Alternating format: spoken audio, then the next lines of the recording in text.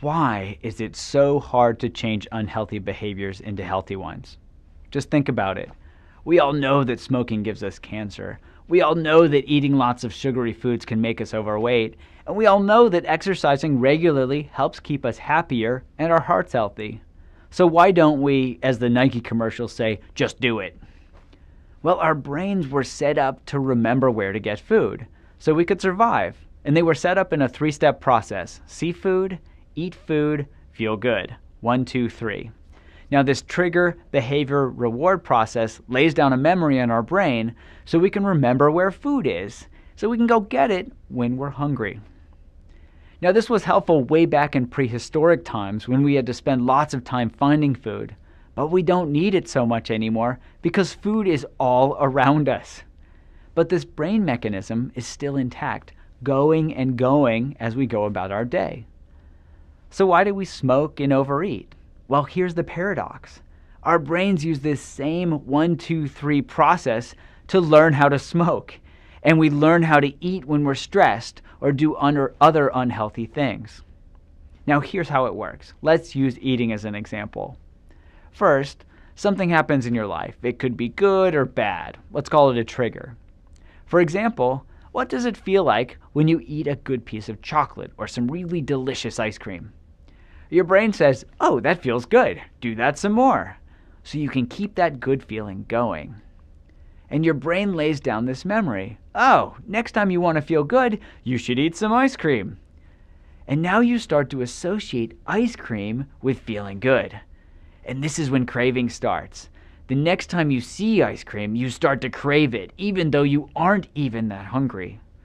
The more you do this, eating, leading to craving, leading to feeling good, the more this gets laid down as a habit loop. This works with negative emotions too. Have you ever been yelled at by your boss or a friend or a family member? How does that feel? Not so good, is it?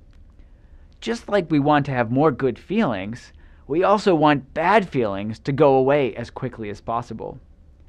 So what do we do when someone yells at us? We go out for ice cream and we feel better. And this too lays down a memory. If you're stressed, have some ice cream, you'll feel better.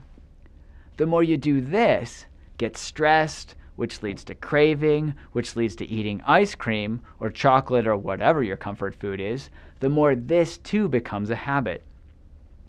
What's tricky about habit loops is that the more you practice these behaviors, the more automatic they become. Over time, you're not even consciously choosing these actions anymore. It's like you're on automatic pilot. You're not even flying the plane.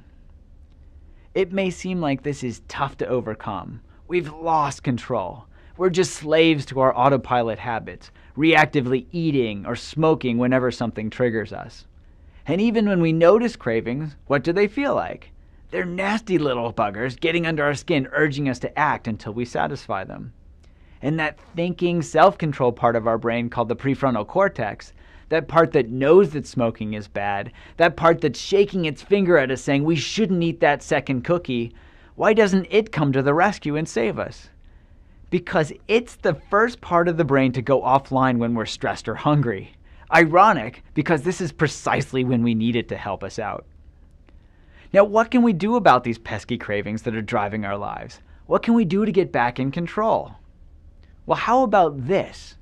Instead of habitually feeding our cravings by stress eating or smoking or reacting to whatever craving we have, instead of suppressing them, holding them back, or running away from them, what if instead we turn toward them? What if we got really curious about these cravings, what they actually feel like in our bodies? Is curiosity something we have to force? No. When we get curious about something, we get closer. We get closer and closer. Why? Because we want to learn something, to see what's actually going on. For example, we taught smokers mindfulness. We taught them to bring a curious attention to their cravings, to see what they were really like from moment to moment. Before learning this, one of my patients told me that he thought his head would explode if he didn't smoke. But what happens when we dive in? What do cravings really feel like?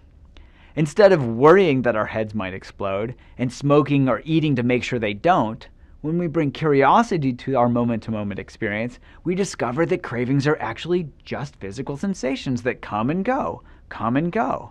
They might be made up of tightness, of heat, of burning, of restlessness, or any other set of sensations. But they're just sensations. Nothing more than that.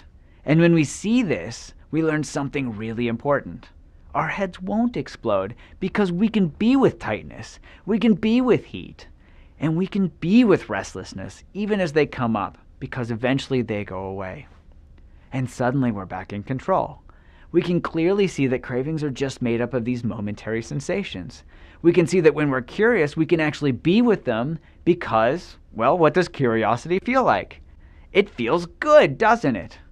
We can ride that craving out as it comes up, does its dance, and then goes away because we don't act on it.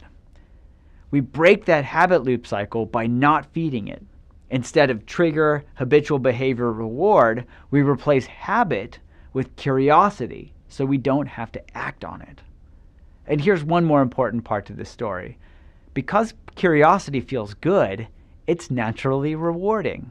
So with mindfulness, we can use the same brain mechanisms that 1, 2, 3 that are driving us to smoke and become obese, and simply replacing the smoking and stress eating with curiosity, with the mindful awareness. So we get a natural reward that helps us change our behavior. Now, perhaps this sounds too good to be true. Well, we wondered the same thing. So we compared mindfulness training to gold standard treatment to help people quit smoking. And guess what? They quit smoking. They quit smoking at twice the rate of the gold standard treatment. That's right, twice as good. Now you can do this too. If you're trying to change a bad habit, whether it's smoking or stress eating or whatever's eating you, there are a few things you can do. And the next time you have a craving, you can remember this video. Trigger, behavior, reward. Craving, curiosity, and that natural joy that comes with it, and of not getting sucked into that craving. All through simple mindful awareness. If you'd like to learn more, simply visit mindfulnessinmedicine.org.